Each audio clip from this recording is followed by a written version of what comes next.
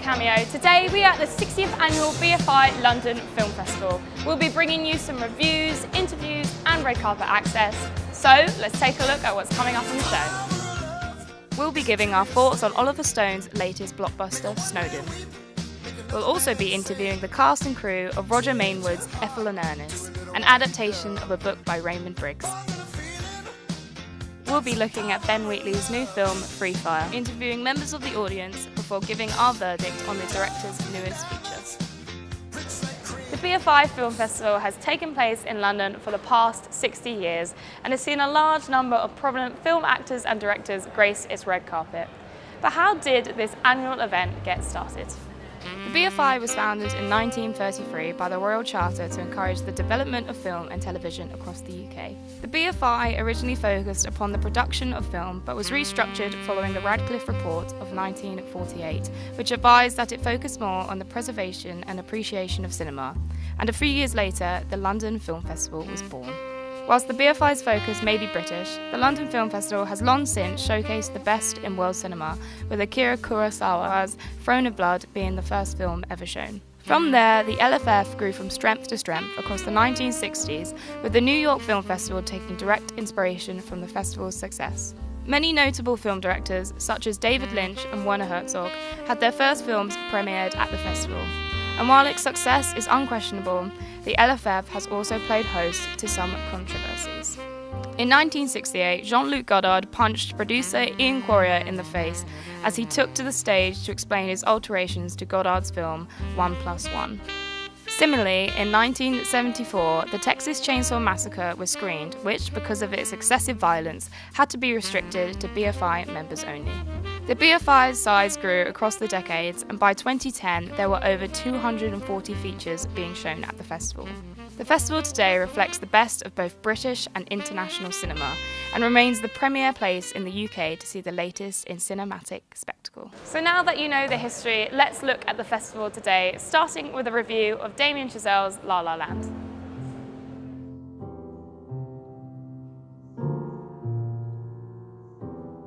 La La Land finds director Damien Chazelle drumming up a new film after the commercial and critical success of his 2013 film Whiplash. Starring Ryan Gosling and Emma Stone, the film is a musical in the classical Hollywood sense, telling the simple story of two star-crossed lovers against the backdrop of the Los Angeles jazz scene. Beautifully shot and impressively scored, the film is really an excuse to pay homage to the golden era of musicals, and cinephiles will delight at the copious references to the work of Gene Kelly, Fred Astaire and Ginger Rogers. While Gosling is excellent as always, it's Emma Stone who steals the show with her standout performance, and coupled with the film's winter release date, should see her as a shoo-in for a Best Actress nomination at next year's Oscars. For those of you who are looking for a feel-good feature full of charm and sentiment, then La La Land will surely delight. So we gave it 4 stars.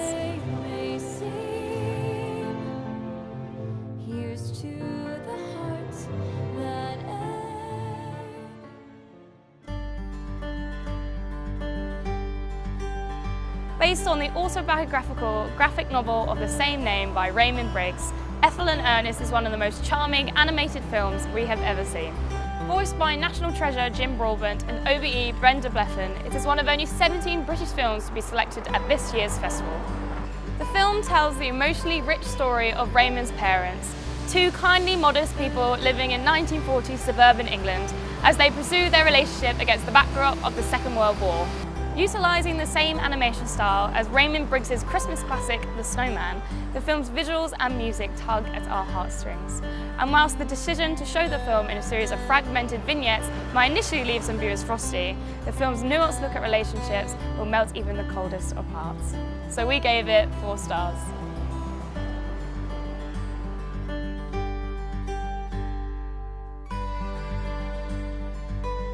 We also chatted to the cast and crew about the making of the film. Well, we were incredibly lucky because when we got in touch with Jim Broadbent and Brenda Blethyn's agents, they very quickly said yes, and I'm sure that is because they're huge Raymond Briggs fans, as nearly everybody is. I'm sure the whole world is a big Raymond Briggs fan. It took quite a number of hours of work, over years actually. It was many years ago when Brenda and I first went in and started voicing it. And then we got the message that Raymond was happy with our voices, so we kept coming back.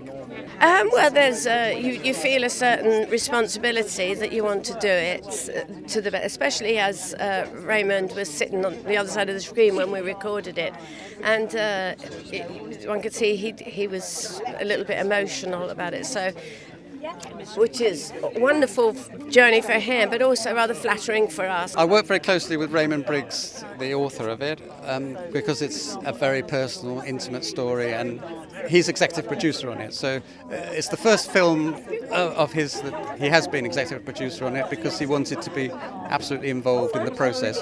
So I worked with him on the script, made sure everything there was okay, and then even the storyboard, he oversaw that. I have to say, on the whole, we got it right.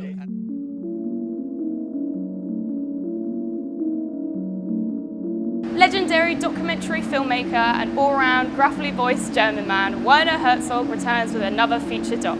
This time his subject is the internet in the ambitiously titled, lo and behold, Reveries of the Connected World. The documentary begins in the sacred halls of the UCLA lab where the first message was ever sent via the internet. Splitting the story into chronological chapters, Herzog takes the viewer on a historical recounting of the internet from its conception to the questions and uncertainties about its future.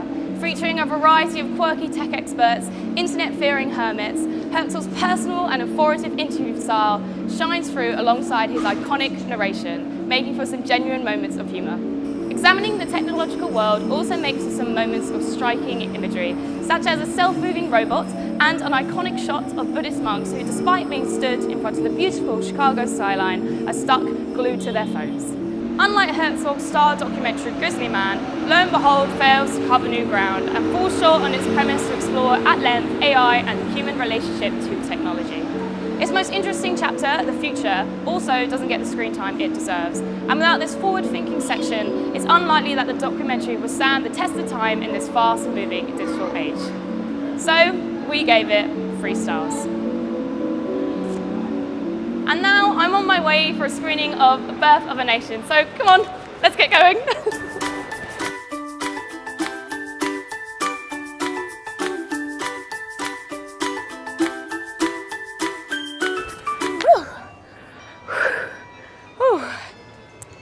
Okay.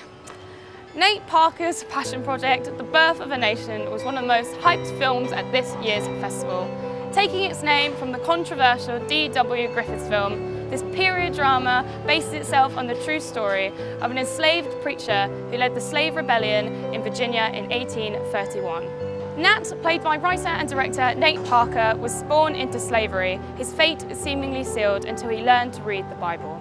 Throughout the film, he goes from preacher to anarchist, and his sermons encourage a rebellion that leads to a revolt. On paper, The Birth of a Nation could have been as powerful and moving as 2013 Oscar triumph, 12 Years a Slave. However, the resulting film is poorly placed and lacks the resonance it so deeply desires. Though there are many shocking and powerful images, the problem is that the film leaves little time to breathe, and portions of Nat's life are skipped through far too quickly.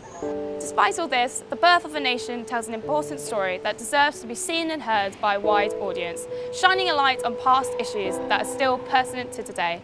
The film has a heart, but sadly lacks a soul. And with such a confident title, it's a shame that the film struggles to find its place in film history. So we gave it 2.5 stars.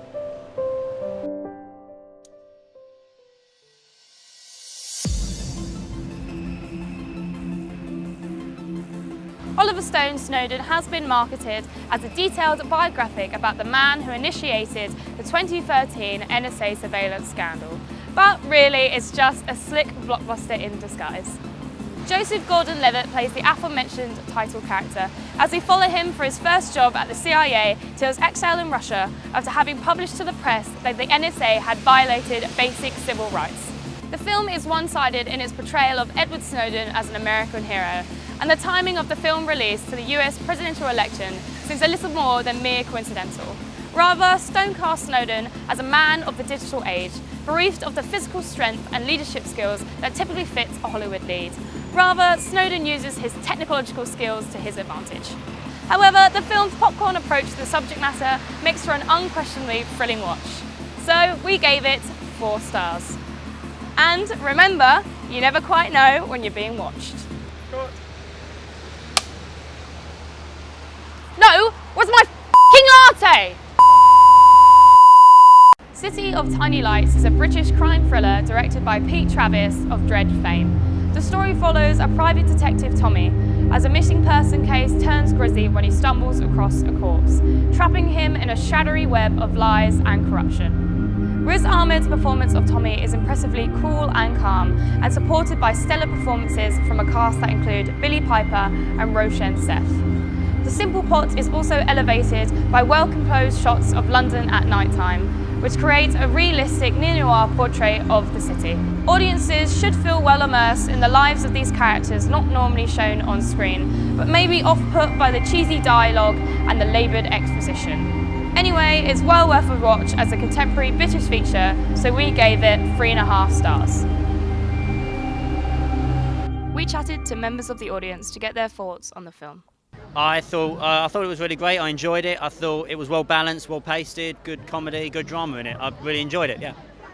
I thought plot-wise was interesting, but perhaps not as strong as it could have been. Still felt quite cliched at times.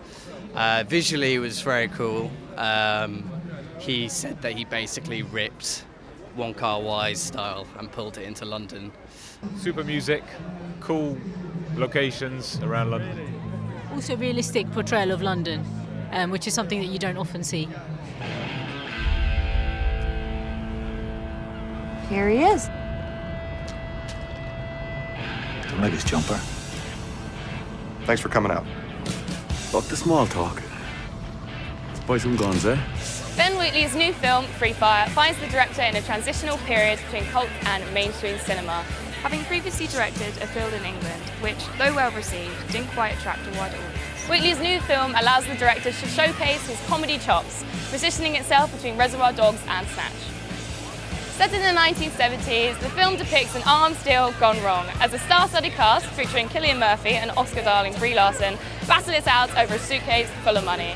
And if this sounds familiar, it's because Wheatley proudly wears his influences on his sleeve. But the director moves past mere prestige to make the film truly his own.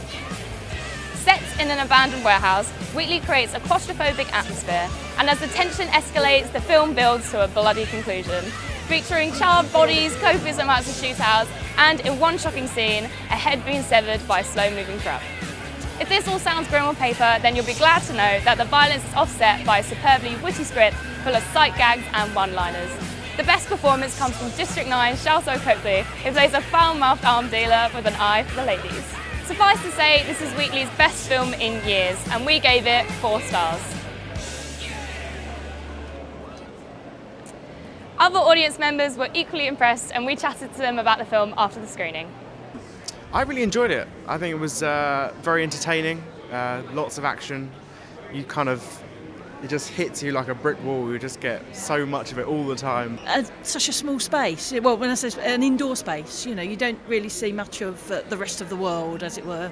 So it's all contained within one warehouse. And I really enjoyed it, and I think everybody else will too. I'm not a huge fan of Ben Wheatley, I must confess, but in that respect, I honestly really did enjoy it. I think it commits to being conventional, whereas most of his films try to be something far deeper than I think they really are. And this one, it's trashy, but it's trashy in the best way possible. It really is. It's great. We've had an amazing time here at the BFI London Film Festival. We've seen some interesting films, and also the atmosphere has been great. But don't just take XTV's word for it, let the festival speak for itself.